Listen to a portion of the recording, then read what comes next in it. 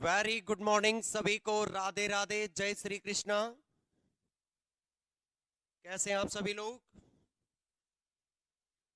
Very good morning सभी को।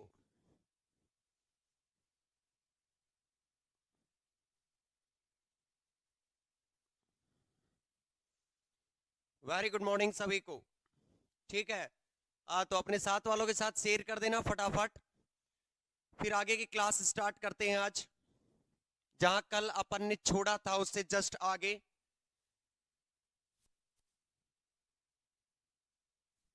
जहां छोड़ा था उससे जस्ट थोड़ा सा आगे करते हैं। सभी को गुड मॉर्निंग।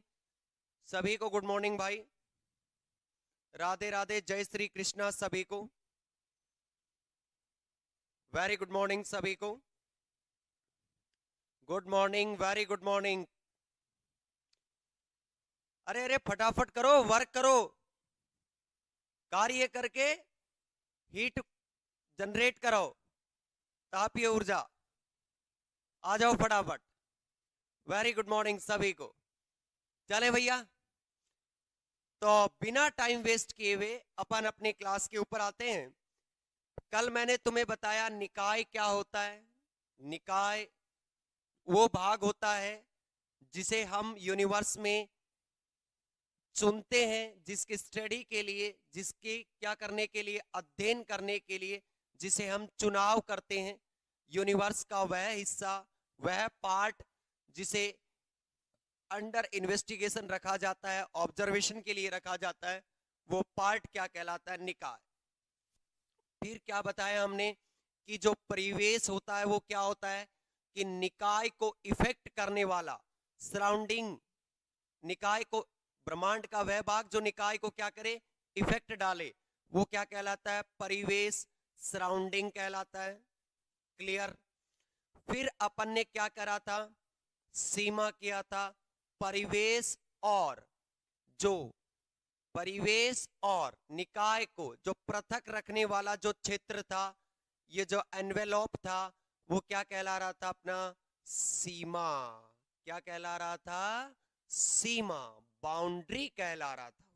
चलिए, तो अब सुनिएगा सारे बच्चे, मैंने बाउंड्री दो प्रकार की बताई थी।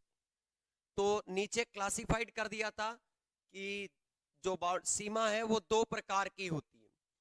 पहली सीमा देखिएगा तरीके से। पहली सीमा होती है डाईथर्मिक। क्या बोलते हैं इसको? हिंदी वर्ड देखा जाए इसका, उष्मा पार्य। उष्मा पार्य, इसको बोलते हैं डायाथर्मिक सीमा, उष्मा पार्य सीमा, डायाथर्मिक सीमा। पहले लिखेंगे उष्मा पार, जो उष्मा को पार कर सके। सीमा यानी बाउंड्री, इसे बोलते हैं डाईथर्मिक बाउंड्री। इसके अंदर लिखें exchange of heat, exchange of heat allowed, exchange of heat allowed. Hindi medium वाले लिखे इसमें, यह सीमा, यह सीमा उष्मा के आदान प्रदान को,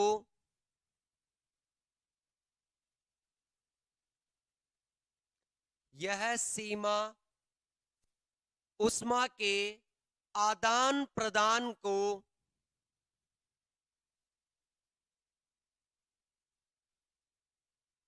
यह सीमा उष्मा के आदान प्रदान को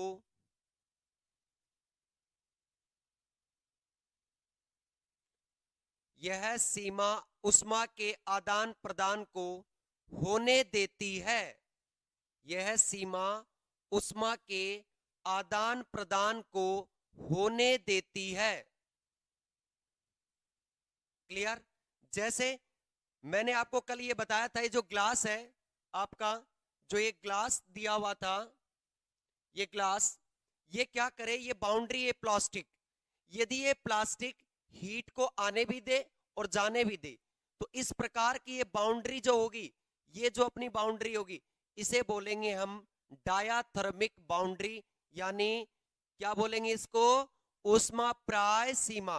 ऊष्मापार्य सीमा बोलते हैं इसको, यानी आप ऊष्मा को आदान प्रदान करने के लिए अलाउ करते हो ऐसी बाउंड्री, ये क्या कहलाती है? आपकी ऊष्माप्राय सीमा। दूसरी लिखिए सारे बच्चे, रुद्धोष्म, रुद्धोष्म, रुद्धोष्म सीमा, यानी adiabatic boundary, adiabatic boundary, adiabatic boundary. लिखो इसके अंदर, exchange of heat, exchange of heat is forbidden, exchange of heat is forbidden, exchange of heat is forbidden. Hindi medium वाले लिखो, रुद्धोष्म सीमा ऊष्मा के आदान प्रदान को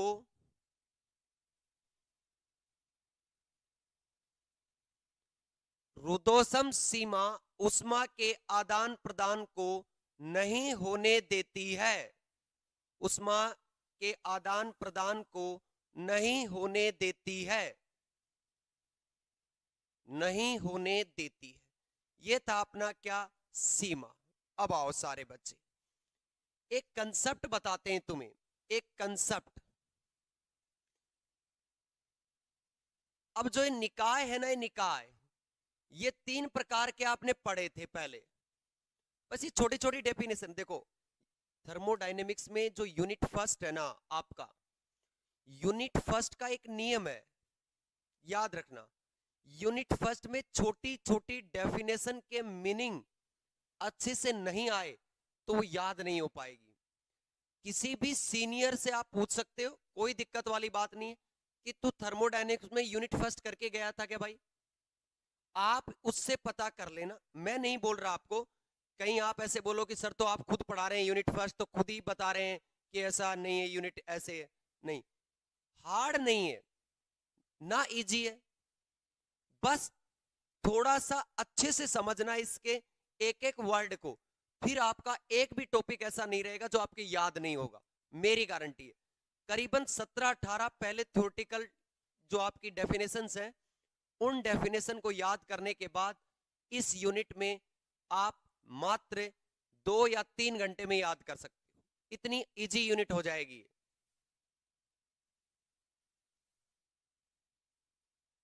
चलो नीचे लिखो भाई, उष्मा गति की निकाय मुख्य 3 प्रकार के होते हैं। लिखो फटाफट, उष्मा गति की निकाय मुख्य 3 प्रकार के होते हैं। देखो जरा बोर्ड, उष्मा गति की निकाय मुख्यतः 3 प्रकार के होते हैं। कितने प्रकार के होते हैं? 3 प्रकार के होते हैं।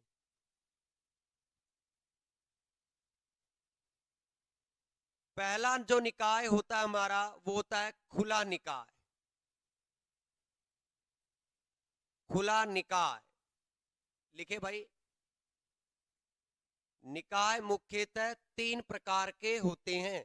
There are 3 type of system, there are 3 types of system. पहला लिखे खुला निकाय, जिसको हम बोलते हैं ओपन,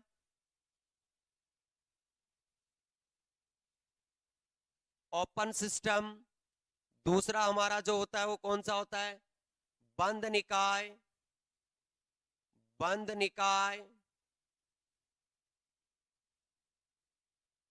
बंद निकाय।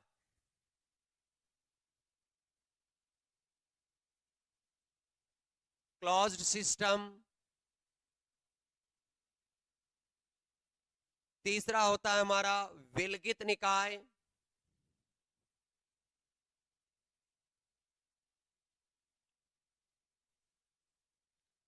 विलगित निकाय।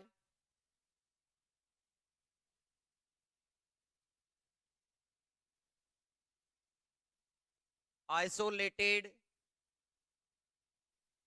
सिस्टम।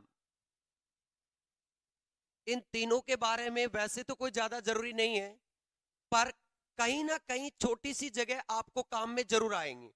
101% वादा रहा है इस बात का, कहीं ना कहीं पक्का काम में आएगा।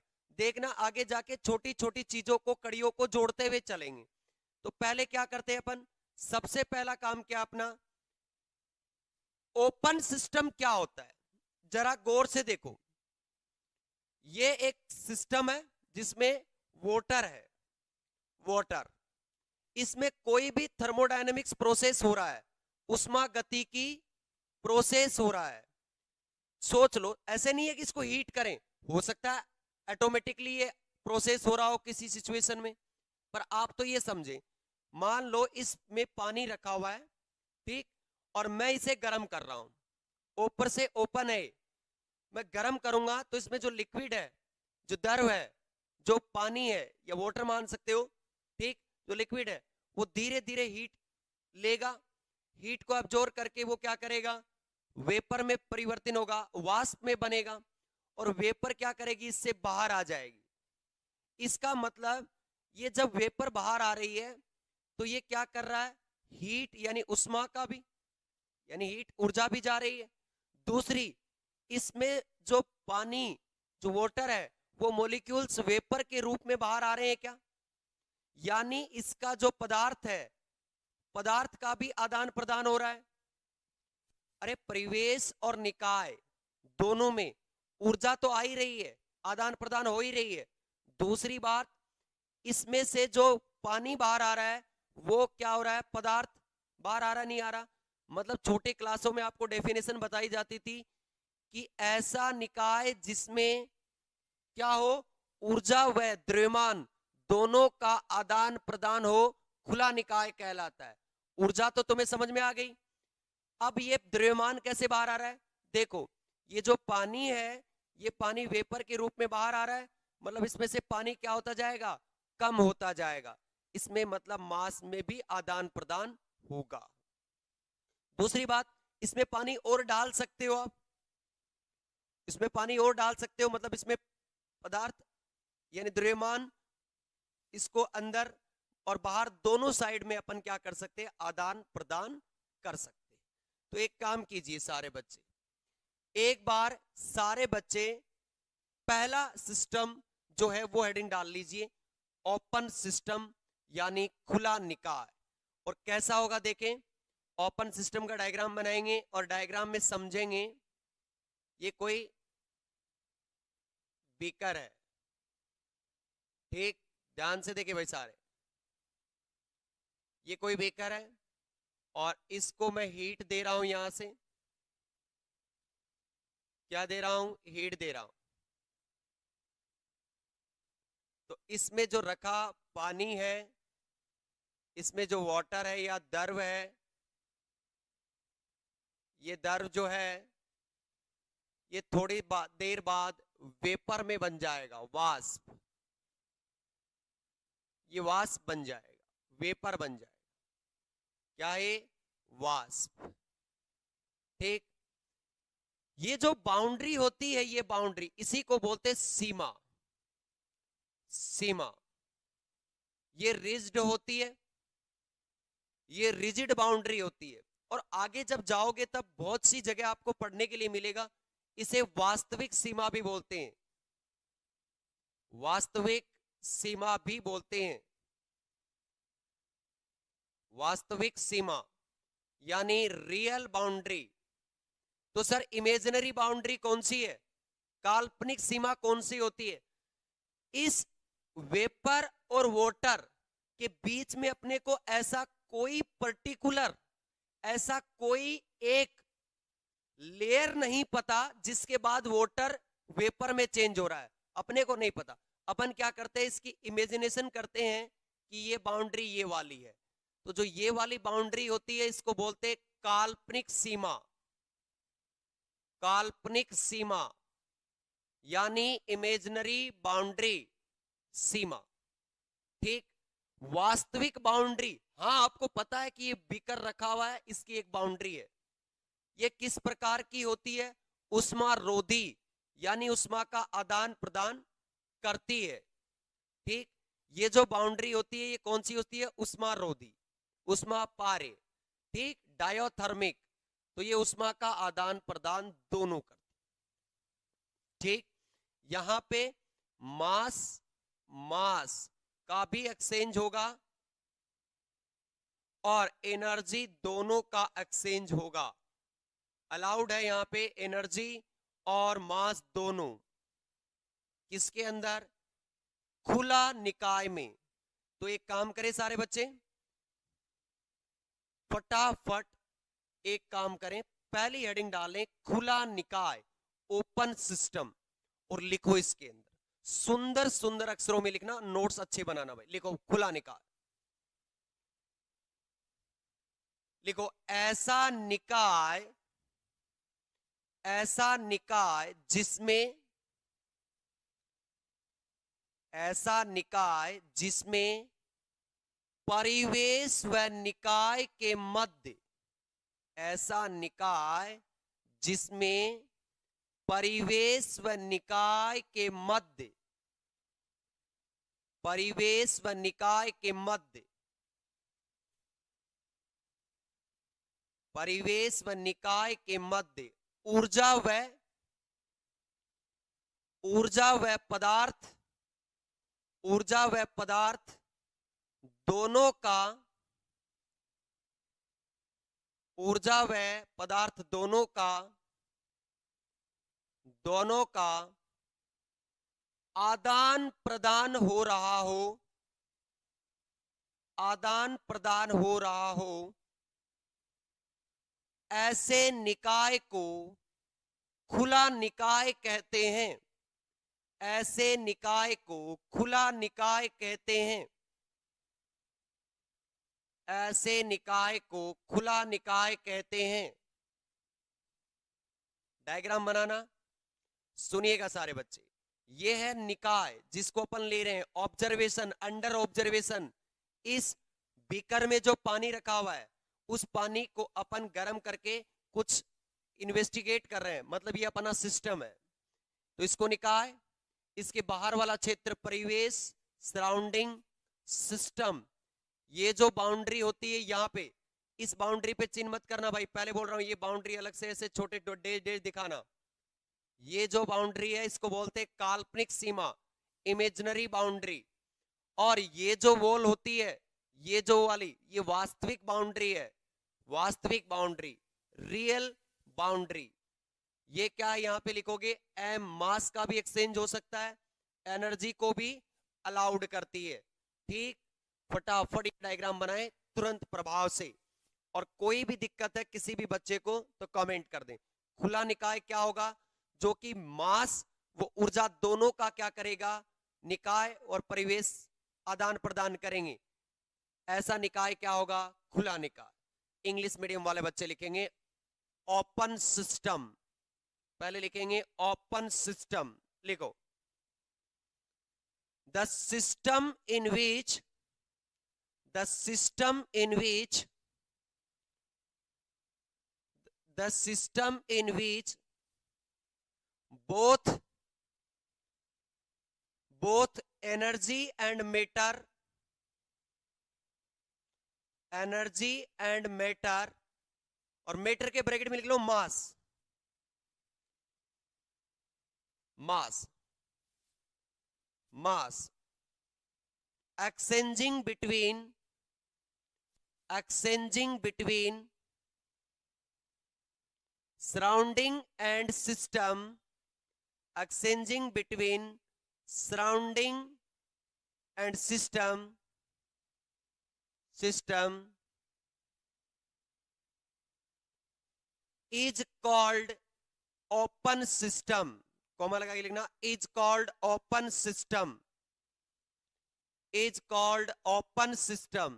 सभी को राम राम, जय श्री कृष्णा। जो बीच में जो बच्चे आए सभी को राधे राधे भैया। is called open system। Clear? चलिएगा भाई साहब, पहला हुआ खुला निकाय, दूसरा लिखे बंद निकाय, क्लोज्ड सिस्टम। हेडिंग डालें दूसरी, बंद निकाय, क्लोज्ड सिस्टम।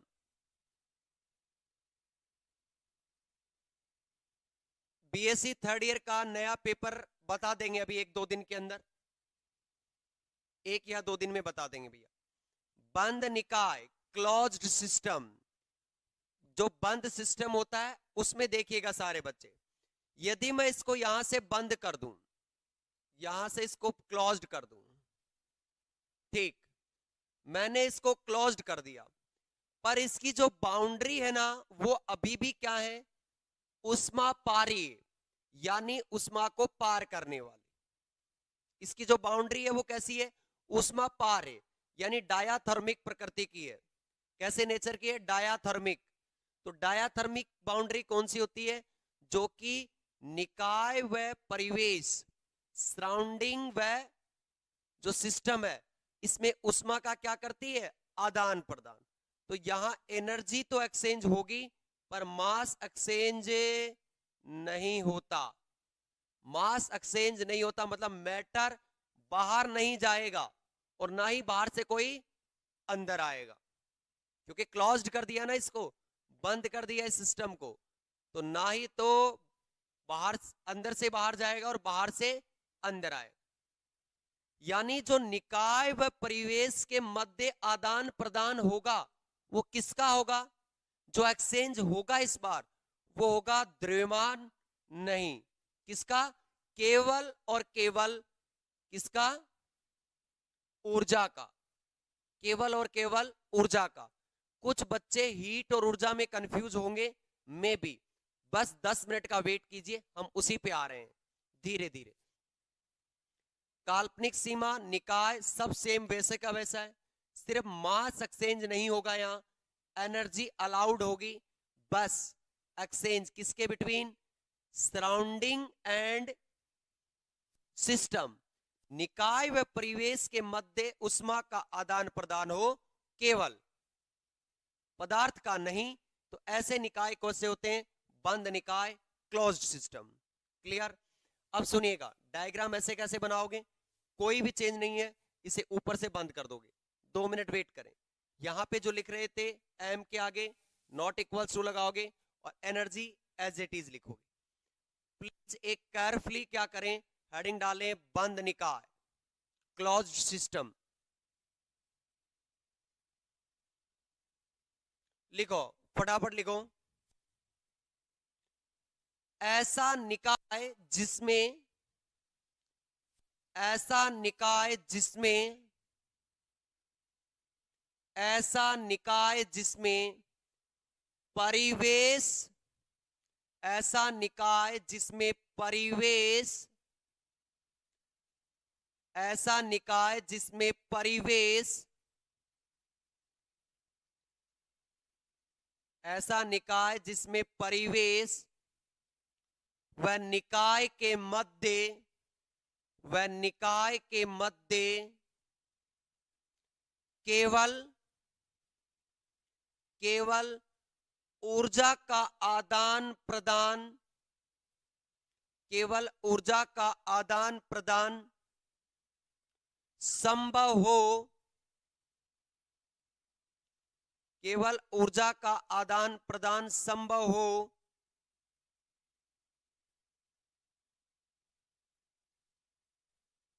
संभव हो, तथा कोई पदार्थ, तथा कोई पदार्थ ना तो निकाय में प्रवेश कर सकता है, ना तो निकाय में प्रवेश कर सकता है, ना ही बाहर आ सकता है, ना ही बाहर आ सकता है। ऐसे निकाय को बंद निकाय कहते हैं,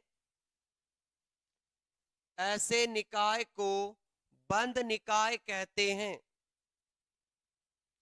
ऐसे निकाय को बंद निकाय कहते हैं। डायग्राम बनाना बहुत अच्छे वाला, इसको क्लोज्ड कर देना ऊपर से, इसको वेपर बोलते हैं, इसको लिक्विड, इसको इमेजिनरी बाउंड्री, इसको सीमा, इसको रियल बाउंड्री, इसको सराउंडिंग, इसको सिस्टम। इंग्लिश मीडियम वाले बच्चे फटाफट क्या करें, आप इस मीडियम वाले हेडिंग डालें क्लोज्ड सिस्टम, लिखो the system in which the system in which only energy exchange only energy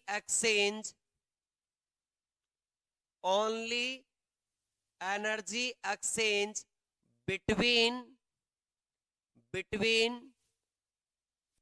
surrounding and system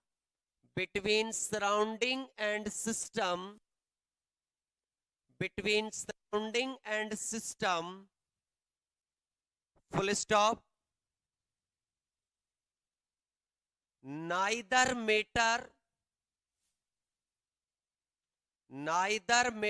can be inter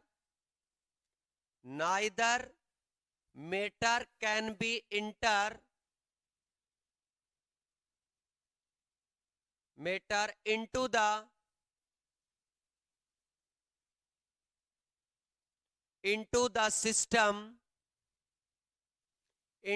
system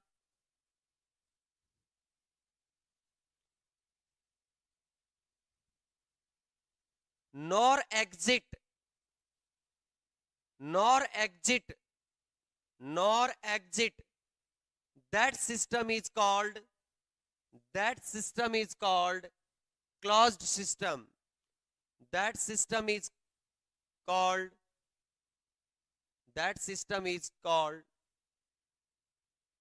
closed system. Diagram बना लेना सारे बच्चे, हिंदी और इंग्लिश मीडियम वाले।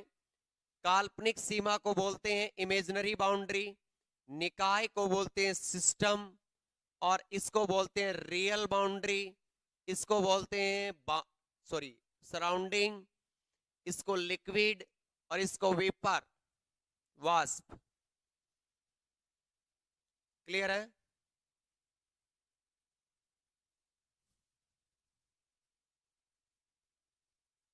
ठीक, सभी को वेरी गुड मॉर्निंग भाई। तो अब तीसरे नंबर का सी डाले हेडिंग विलगित निकाय। विलगित निकाय देखे सारे बच्चे क्या होता है? आइसोलेटेड सिस्टम हेडिंग डालेंगे। आइसोलेटेड सिस्टम में क्या डिफरेंस है देखो। आइडियल तो कोई चीज होती नहीं है, आइडियल तो होती नहीं है, पर अपन देखो मानते हैं एक सिस्टम है ये, ठीक, एक ये सिस्टम है अपना। इसकी जो इस बार बाउंड्री बनेगी ना, बाउंड्री वो कुछ ऐसी बनेगी देखो।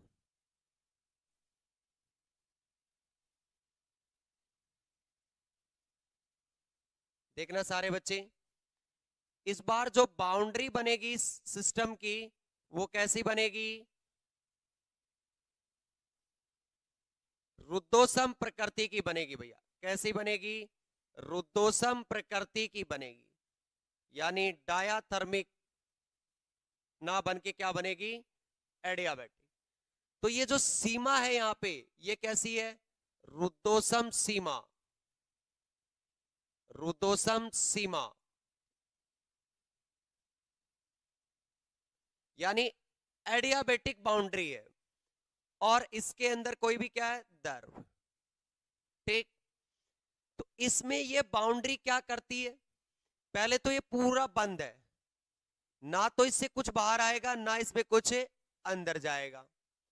पर एक चीज तुमने देखी इसके अंदर, अब ये जो बाउंड्री है ना, इसने भी कह दिया कि मैं उष्मा का आदान प्रदान नहीं करूंगी, ना तो उष्मा जाने दूंगी ना उष्मा आने दूंगी, हीट को मैं अलाउड नहीं करूंगी इस बार।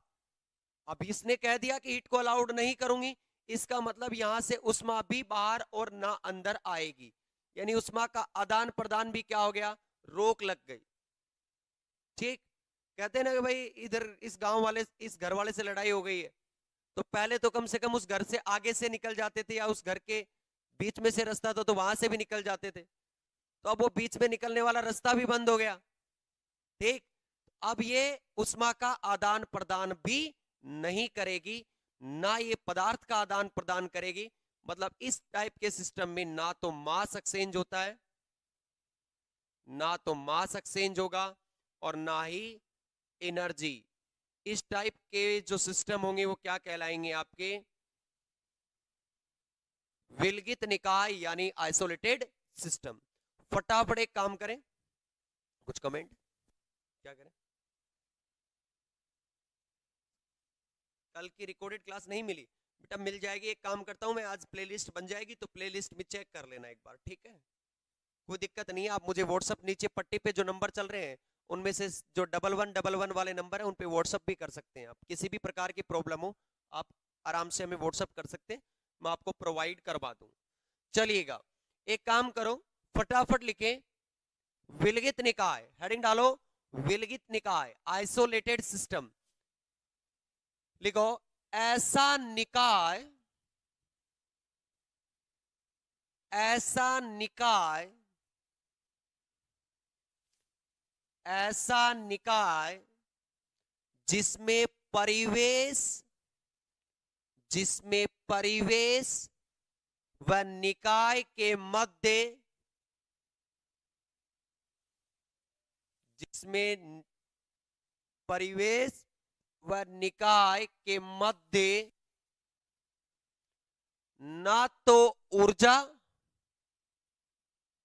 ना तो ऊर्जा और ना ही पदार्थ, ना तो ऊर्जा और ना ही पदार्थ आदान प्रदान हो, आदान प्रदान हो, ऐसे निकाय को, ऐसे निकाय को विलगित निकाय कहते हैं। ऐसे निकाय को विलगित निकाय कहते हैं। ऐसे निकाय को विलगित निकाय कहते हैं।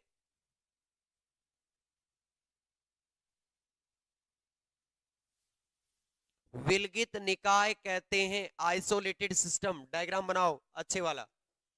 ये जो सीमा है ये रुदोसम सीमा है, लिख लेना भाई इसको, एडियाबेटिक बाउंड्री। फटाफट तुरंत प्रभाव से क्या करेंगे बच्चा पार्टी? लिखें आइसोलेटेड सिस्टम, लिखो आइसोलेटेड सिस्टम, लिखिएगा सारे बच्चे। लिखो system in which, the system in which, the system in which both energy, both energy and matter, both energy and matter, matter के ब्रैकेट में लिखना mass, both energy and matter bracket में लिखना mass do not exchange, do not exchange, do not exchange between surrounding, between surrounding, between surrounding and system, between surrounding and system. That system is called, that system is called isolated system. That system is called isolated system. That system is called isolated system. Clear? ये थे आपके कुछ example, ठीक है? ध्यान दें, जैसे अपन ने बंद निकाय लिखा तो उसका एग्जाम्पल बर्तन में रखी खुली, आपके कप में रखी हुई चाय, बर्तन में रखी हुई चाय, खुले कप में रखी हुई चाय, या किसी बंद बीकर में उबलता हुआ पानी, बंद निकाय का हो जाएगा उबलता हुआ पानी। दूसरा रुदोसम का एग्जाम्पल थर्मस, जो आपके गांव में चाय लेके जाते हो थर्मस, या आजकल बोतल होती है ना, है ना, लड़के तो नहीं रखते, लड़के तो अपनी कॉपी किताब ही थोड़ा वो जरूरत होती है तो ही अपने साथ रखते हैं, नहीं वो थोड़ा फ्री रखना ज्यादा पसंद करते हैं। पर लड़कियां रखती हैं अपने साथ एक बड़ी सी बोतल, जो आजकल क्या आती है गर्मियों में जो ठंडा पानी होता है तो वो ठंडा ही रहता है काफी समय के लिए, बड़ी सी बोतल आती है। हमारे भाई बंधु तो ठीक है कहीं ना कहीं वाटर कूलर पे पी लेंगे, कौन इसको लेके चलेगा, कुछ ऐसी सिचुएशन रहती है। आ रहा है, तुम लेके जाते हो बोतल? जब से कोविड की गाइडलाइन है तब भी कभी बोतल साथ में रखी है तुमने? बड़ी बोतल आती है, बड़ी बोतल आती है, वो रखते हो तुम साथ में? कौन कौन रखता है बोतल? कहीं पे भी जाते हो तो बोतल को साथ, अतिरिक्त भार कौन कौन वहन करता है? किशन लाल सालवी क्या कर रहा है? नहीं, अच्छा खुशी, खुशी राम बोल रहा है कि मैं लेके चलता हूँ, अच्छा बढ़िया है। और मतलब तुम कुछ कोई नहीं लेके जाता है?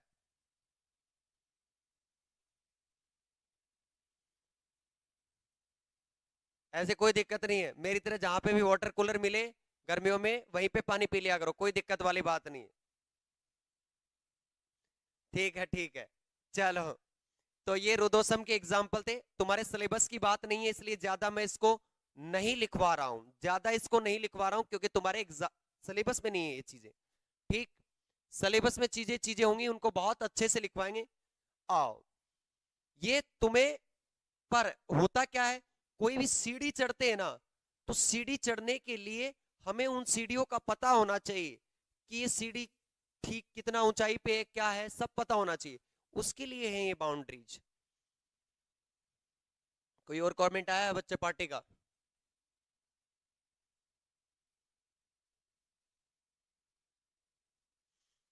चलिएगा भाई, एक अच्छा सा नोट लिखिएगा, ये काफी आगे जाके हद तक आपको अंडरस्टैंड करने के लिए कंसेप्ट यूज में रहेगा। नोट डालिए,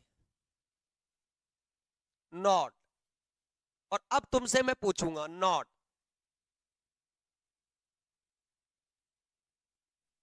नोट डालिए, 10 रुपए का नोट डालिए। ये एक बोतल है, आप ऐसे समझ लें कि ये बोतल है भैया, बोतल, ये समझे बोतल है सारे बच्चे, और इस बोतल में क्या है, पानी है, ये बात समझे? है तो नहीं, पर आप समझना पड़ेगा। इस कंसेप्ट को समझने के लिए ये बोतल में पानी है, ठीक, और ये बोतल क्या है, ऊपर से बंद। क्लियर? सही है। चलो भाई, दूसरी चीज, अब मैं तुमसे कह रहा हूं कि इस बोतल में रखे पानी, या इस बोतल या इस सिस्टम की, मैं से बोलूं तुम्हें, इस सिस्टम की ऊर्जा, ना कि उष्मा, दोबारा सुन लेना, अब समझ में आ जाएगा कंसेप्ट, अब समझ में आ जाएगा। उष्मा नहीं बोल रहा हूं मैं, ऊर्जा बोल रहा हूं। मैं कह रहा हूं इस बोतल की ऊर्जा को या ज्यादा करना है, इसकी ऊर्जा को कम या ज्यादा करना है, यानी इसकी जो एनर्जी है उसको डिक्रीज या इंक्रीज करना है। या आप समझ सकते हो कि इस रखे बोतल में रखे पानी का टेम्परेचर इंक्रीज या डिक्रीज करना है। बात समझ में आ गई? एनर्जी का मतलब यही तो है कि टेम्परेचर इंक्रीज कर दो, या टेम्परेचर कम, ऊर्जा कम करने का मतलब इसका टेम्परेचर डिक्रीज कर दो। यही बात समझ में आई? पहली बात, इस कंसेप्ट को बहुत अच्छे से समझेंगे सारे बच्चे। मैं कह रहा हूं कि इस बोतल, इस सिस्टम की ऊर्जा में वृद्धि या कमी करनी है, इसकी एनर्जी को डिक्रीज या इंक्रीज करना है। इसमें पानी है, दो तरीके से कर सकते हैं, दो तरीके से कर सकते हैं। पहला तरीका देखना सारे बच्चे, मैं इस बोतल को क्या करूं, इस तरीके से पकड़ूं, ऊपर से तो बंद है, और इसको लगातार लगातार इस पानी को इस तरीके से करूं, तो क्या होगा, इसकी एनर्जी में वृद्धि होगी, इसकी एनर्जी इंक्रीज होगी, इसका टेम्परेचर इंक्रीज होगा। सर आपने ऐसा क्यों किया? मैंने क्या किया कि इसका टेम्परेचर इंक्रीज हो गया? मैंने इस सिस्टम के ऊपर कार्य किया है, मैंने इस सिस्टम के ऊपर कार्य किया है, जिसकी वजह से इसकी ऊर्जा में वृद्धि हुई है, इसकी ऊर्जा में वृद्धि हुई है। दूसरा तरीका सुनिएगा, मैं इसे जाके धूप में रख दूं, भरी धूप में बढ़िया, तो ये थोड़ी देर के बाद पानी अच्छा वाला गर्म हो जाए। और भी तरीके, मैं इसको खोल के किसी बीकर में डाल के गर्म कर लूं, वो भी एक तरीका है, उससे भी गर्म हो जाएगा। पहले वाले काम में आपने क्या किया, आपने सिस्टम पे कार्य किया और कार्य करने से उसकी एनर्जी को वृद्धि करी। आपने सिस्टम पे वर्क किया और उसकी एनर्जी इंक्रीज हो गई। दूसरा, आपने उसको क्या किया, तापीय ऊर्जा दी। भाई धूप में रखा मतलब थर्मल एनर्जी, उष्मा दी, तो उसकी एनर्जी इंक्रीज हो गई नहीं हो गई। यानी सिस्टम की जो एनर्जी है वो दो तरीके से डिपेंड करेगी, किस किस पे, एक तो वर्क, एक तो एनर्जी। एनर्जी किस पे, या तो वर्क से या फिर आपकी किससे, उष्मा से। दो तरीके हैं, मतलब आप एनर्जी किस पे, किसके थ्रू कंट्रोल होगी, एक तो उष्मा और एक कार्य। सर इसकी एनर्जी डिक्रीज करनी होती तो इस सिस्टम से काम करवाओ, ये सिस्टम काम करेगा तब इसकी एनर्जी डिक्रीज होगी। अब अपन सिस्टम पर काम कर रहे थे, सिस्टम पर, on the system, by the system, इस सिस्टम के द्वारा काम करवाओ, इसकी एनर्जी डिक्रीज होगी, इसकी ऊर्जा में कमी आएगी 101%। या फिर इसमें से क्या करो, आप बाहर उष्मा को निकालो, इसको जो हीट है उसको बाहर निकालो, तो इसकी एनर्जी डिक्रीज होगी। यही तो कारण है अपने। तो ये कंसेप्ट समझ में आया कि नहीं आया, ऊर्जा और उष्मा का, एनर्जी किसके द्वारा हो रही है, हीट और वर्क के द्वारा। क्लियर है? अब बोलो सारे बच्चे, ये जो मैंने कंसेप्ट बताया ये आगे तक भूलोगे क्या? तुमसे मैं आगे जाके बोलूंगा इस निकाय की ऊर्जा में वृद्धि हुई है, हमने निकाय पे कार्य किया है, तो आप बोलोगे हाँ सर आपने पहले भी बताया था, जब हम निकाय पे काम करेंगे तो निकाय की ऊर्जा में वृद्धि होगी। मैं बोलूंगा निकाय को ऊर्जा दी गई है, तो आप बोलोगे सर हाँ इसमें ऊर्जा में वृद्धि होगी, क्यों, निकाय को उष्मा दी गई है, हीट ट्रांसफर की गई है सिस्टम को, किसको, निकाय को। बोलो ये सिस्टम कम क्लियर है क्या? बहुत अच्छे से मैं बोल रहा हूं, मुझे 5-7 क्लास ऐसी चाहिए, ये पहले वाली, जिसमें आपको पूरा डीप में ले जाके पूरी एक एक वर्ड की मीनिंग बता दूं, फिर मुझे कोई भी दिक्कत नहीं होगी, मैं टॉपिक को धमाधम करवा सकता हूं। कमेंट चेक करना किसी भी प्रकार की किसी भी बच्चे को दिक्कत है तो। कोई कमेंट है तो लिख डालो, इसमें किसका वेट है? अरे शादी में जाने के बाद खाने का वेट मत किया करो, क्या पता लास्ट में मिले या ना मिले, है ना। आजकल थोड़ा माहौल खराब है, लॉकडाउन के बाद क्या होता है कि शादी में क्या हो रहा है कि अपन जाते तो हैं लॉकडाउन के बाद, पर क्या होता है, शादी बहुत दिन हुए हो गए, लोग बाग गए नहीं है शादी में, तो बस एक का न्योता आता है 12 जाते हैं, एक का न्योते के साथ 12। और जयपुर में रह रहे हैं ना उनके साथ तो कंफर्म है ये चीज, मान लो मेरा ही आ गया तो मैं और पूरी टीम 101% साथ में मूव करेगी। तो ऐसे है, जाओ ना शादी में, जाते ही अपना पहला खाने का काम क्या करो, लास्ट में पता नहीं मिले ना मिले, बहुत सारी सिचुएशंस है। क्या कह रहे हैं, चलो तो लिखो सारे बच्चे नोट डाल के, हम किसी भी निकाय की ऊर्जा, हम किसी भी निकाय की ऊर्जा, नोट डाल के लिखना, हम किसी भी निकाय की ऊर्जा, ऊर्जा का आदान प्रदान, ऊर्जा का आदान प्रदान निम्न प्रकार कर सकते हैं, निम्न प्रकार कर सकते हैं, निम्न प्रकार कर सकते हैं। पहला, कार्य की सहायता से, कार्य की सहायता से सहायता से, हेल्प ऑफ वर्क। दूसरा कौन सा बताया मैंने अभी? उष्मा की सहायता से, उष्मा की सहायता से, उष्मा की सहायता से। ठीक, ये दो तरीके से आप किसी भी निकाय की ऊर्जा का आदान प्रदान कर सकते हो, कमी या वृद्धि कर सकते हो। फटाफट लिखो। We can exchange, we can exchange, we can exchange energy, we can exchange energy of any system, we can exchange energy of any system in two ways, ways वाला, तरीके वाला, in two ways, in two ways। First लिखो with help of work, with help of work। दूसरा from help of heat, या with help of heat, ऐसे लिख लो। दोनों एक जैसे होंगे तो याद रखने में आसानी होगी। with help of work और with help of heat, with help of heat। ये छोटे छोटे टॉपिक थे। अब आते हैं अपन यूनिट फर्स्ट के ऊपर।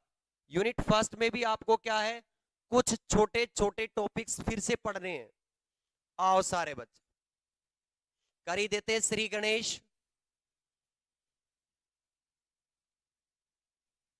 टाइम वेस्ट नहीं करेंगे भाई आपका, पहले बता रहे हैं। पूर्णतः संभवतः सही समय पर आपकी क्लास लगेगी, उचित समय पे आपका सिलेबस होगा, 100% वादा है मेरा। चलिएगा यूनिट फर्स्ट, यूनिट फर्स्ट करेंगे अपन। और यूनिट फर्स्ट के अंदर अपन पहला चैप्टर करेंगे। वैसे तो आपने हेडिंग डाल रखी है पहले ही यूनिट फर्स्ट, तो डालने की जरूरत नहीं है, आप मत डालो। चैप्टर का नाम लिखो आप। तो अब पहला चैप्टर पढ़ने जा रहे हैं अपन। चैप्टर का भी नहीं पता होता तो थोड़ी दिक्कत होती है। चैप्टर फर्स्ट है ये। और कौन सा चैप्टर है? स्थूल निकाय में, स्थूल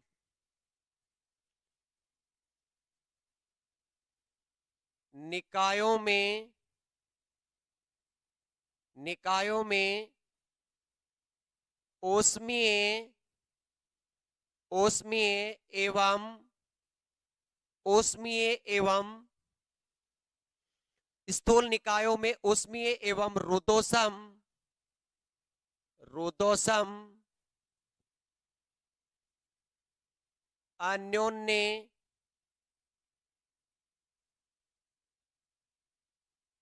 क्रियाएं। लिखो, फर्स्ट चैप्टर का नाम लिखो, स्थूल निकायों में ऊष्मीय एवं रुद्धोष्म अन्योन्य क्रियाएं। फटाफट इंग्लिश मीडियम वाले को। Thermal and adiabatic interaction, thermal and adiabatic interaction in thermal and adiabatic interaction in macroscopic systems, macroscopic system, macro macro macroscopic system, micro miro micro, दो अलग अलग वर्ड है। Macroscopic system. अब आ जाओ सारे बच्चे बोर्ड पे, सारे बच्चे, इसमें कुछ वर्ड है। आपको क्या हेडिंग है चैप्टर की? चैप्टर की हेडिंग देखिए, स्थूल निकायों यानी मैक्रोस्कोपिक सिस्टम में क्या पढ़ना आपको? ऊष्मीय और रुद्धोष्म अन्योन्य क्रियाएं। रुद्धोष्म वर्ड का मतलब आपको पता है, जो ऊष्मा के आदान प्रदान को रोके। ठीक, ऊष्मीय यानी हीट, पता है। अन्योन्य क्रियाओं पर अपन आएंगे। म्यूचुअल इंटरेक्शन आप पता होगा, अन्योन्य क्रिया इंटरेक्शन बताऊंगा बहुत अच्छी से, रियल लाइफ के एग्जांपल, अभी नहीं। बट देखो स्थूल निकाय है ना, स्थूल निकाय पहले ये तो पता हो, क्योंकि ये जितनी चीजें पढ़नी है ये किसके अंदर पढ़नी है? किस में पढ़ोगे? ये पढ़ोगे आप स्थूल निकायों में, मैक्रोस्कोपिक सिस्टम में पढ़ोगे ये सारी चीजें। तो पहले आप जिस गांव ही जा रहे हो और उस गांव का नाम ही नहीं पता, वो गांव कैसा है, तो आप कैसे चले जाओगे रे भैया? किसी शहर में जा रहे हो और शहर के लिए आप अनजान हो, तो अनजान बच्चों के लिए खतरे से खाली नहीं होता अनजान शहर, तो जानना जरूरी है। तो आप ये चीजें पढ़ोगे तो आपको ये वाली चीजें आनी चाहिए कि ये क्या है। फर्स्ट हेडिंग डालिएगा स्थूल निकाय। स्थूल निकाय, माइक्रोस्कोपिक सिस्टम, मैक्रोस्कोपिक सिस्टम, स्थूल निकाय।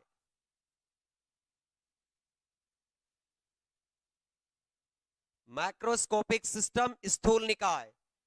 जरा एक बार गौर से देखना, ब्रह्मांड में ब्रह्मांड में ब्रह्मांड में ब्रह्मांड में छोटे छोटे कणों से सारे सिस्टम बने हुए। ब्रह्मांड का वह हिस्सा जिसे हम इन्वेस्टिगेट के लिए चुनते हैं, जिसे हम अध्ययन के लिए चुनते हैं, क्या कहलाता? निकाय। मैंने ये सिस्टम लिया जिसे मैं अध्ययन के लिए चुन रहा हूं, और ये वाला निकाय है जो बहुत सारे विशाल सूक्ष्म कण, सूक्ष्मतम कण यानी माइक्रो पार्टिकल्स, आपको बीएससी थर्ड ईयर में जाके पढ़ोगे, आप आगे जाके। आप पहले परमाणु पता था, एटम, फिर एटम के बाद प्रोटॉन न्यूट्रॉन का पता चला, फिर न्यूट्रॉन प्रोटॉन के बाद आप किस पे आए? क्वार्क कणों पे। इनके लिए जितने भी लेप्टॉन और ये सारी चीजों जो आपके पार्टिकल्स होते हैं उनके बारे में अपन, एलिमेंट्री पार्टिकल्स होते हैं उनमें थर्ड ईयर में पढ़ेंगे। पर अभी मैं वर्ड यूज कर रहा हूं सूक्ष्मतम कणों से, छोटे छोटे कणों से मिलकर ये सिस्टम बना है। इसको कहते हैं स्थूल निकाय। निकाय तो वो होता है जो ब्रह्मांड में का वह हिस्सा जिसे हम अध्ययन के लिए चुनेंगे, तो वही है स्थूल निकाय। में जो निकाय वर्ड यूज हो रहा है वो निकाय तो वही है, बस स्थूल लगा है, मैक्रोस्कोपिक लगा है। मतलब ब्रह्मांड का वह हिस्सा जिसे हम अध्ययन के चुनेंगे वो तो निकाय होगा, हम जिसे ऑब्जर्वेशन के लिए कंसीडर करेंगे वो तो हमारा सिस्टम होगा। पर कैसा सिस्टम होगा? वो ऐसा सिस्टम होगा जिसमें बहुत अत्यधिक मात्रा में सूक्ष्म कण विद्यमान होंगे, यानी उसमें सूक्ष्म कणों की मात्रा क्या होगी? बहुत ज्यादा होगी। इस प्रकार के सिस्टम को हम कहेंगे स्थूल कण। जैसे इसमें अणु, परमाणु, प्रोटॉन इत्यादि कणों से मिलकर बना है, और ये कण क्या है? सूक्ष्म कण, माइक्रो पार्टिकल्स। फिर बताएंगे इसका उपयोग कहां कहां किया जाता है। ठीक, तो हेडिंग डाल के छोड़ दो स्थूल निकाय, बाकी करेंगे कल की क्लास में, क्योंकि अब हो नहीं पाएगा, नेक्स्ट क्लास है। ठीक है, नेक्स्ट क्लास का टाइमिंग हो गया है, इसलिए नहीं तो आपको क्या करते, सही उचित समय पे आपका पूर्ण प्रोग्राम ये कंप्लीट नहीं हो पाएगा। ठीक, तो एक बार मैं तुम्हारे कमेंट देख लेता हूं, एक बार सारे बच्चे कमेंट करना, किसी भी प्रकार की कोई दिक्कत है क्या? फटाफट लिखो।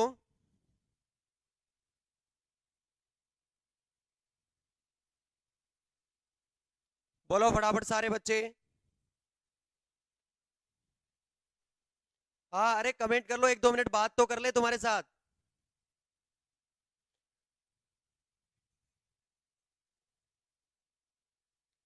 पांच मिनट है सर। अच्छा, राहुल कुमार मीणा कह रहा है 5 मिनट है सर। वेरी गुड, बताने के लिए आपका तहे दिल से धन्यवाद। सर सेकेंड ईयर की एग्जाम कब होगी? 2022।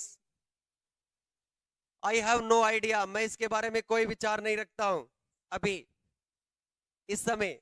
आएंगे, आप टेंशन मत लो।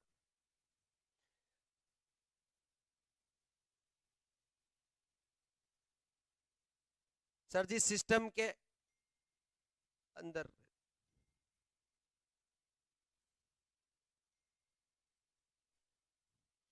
सर आप यूट्यूब पे ही पढ़ाओगे? नहीं भाई, देख इसमें देख, मैं तुम्हें देखो बच्चों के साथ मैं ना ऐसा नहीं करता, मैं लगभग 1 महीने पढ़ा दूं तुम्हें और फिर बोलूंगा मैं एप्लीकेशन में। मैं ऑलरेडी बेटा एप्लीकेशन में ही पढ़ाता हूं, ठीक है। इसमें आपको ना खुशबू तिवारी नो प्रॉब्लम सर, अभिषेक गुज्जर गुड्डा, राम राम सर जी। हाँ हमारे झुंझुनू वाले ही पढ़ रहे हैं आजकल, बताओ, बढ़िया, ठीक है। चलो भाई, आज के लिए राम राम सा, बाकी मिलते हैं कल। और शेयर जरूर कीजिएगा सारे बच्चों के साथ, आपको अच्छा लगे तो। हाँ, जो बच्चे YouTube पे पढ़ रहे हैं ऐसे करें एप्लीकेशन में, सर आप YouTube पे पढ़ाओ, उनके लिए मैं कुछ हेल्प कर सकता हूं।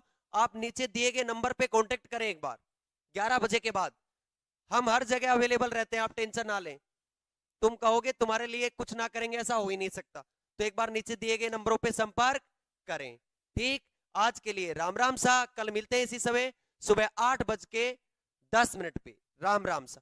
और जिन बच्चों की फीस डिपॉजिट है वो आज शाम तक फटाफट थर्मोडायनेमिक्स के सेक्शन में ऐड करवा लीजिए। जिन बच्चों ने कमेंट मैसेज कर दिया उनको कर दिया है मैंने, तुरंत प्रभाव से जिन्होंने नहीं किया वो करवा लो, ताकि अपन तुरंत 5 क्लास के बाद एप्लीकेशन पे आए तो किसी बच्चे की क्लास ना छूटे, ठीक। आज के लिए राम राम सा।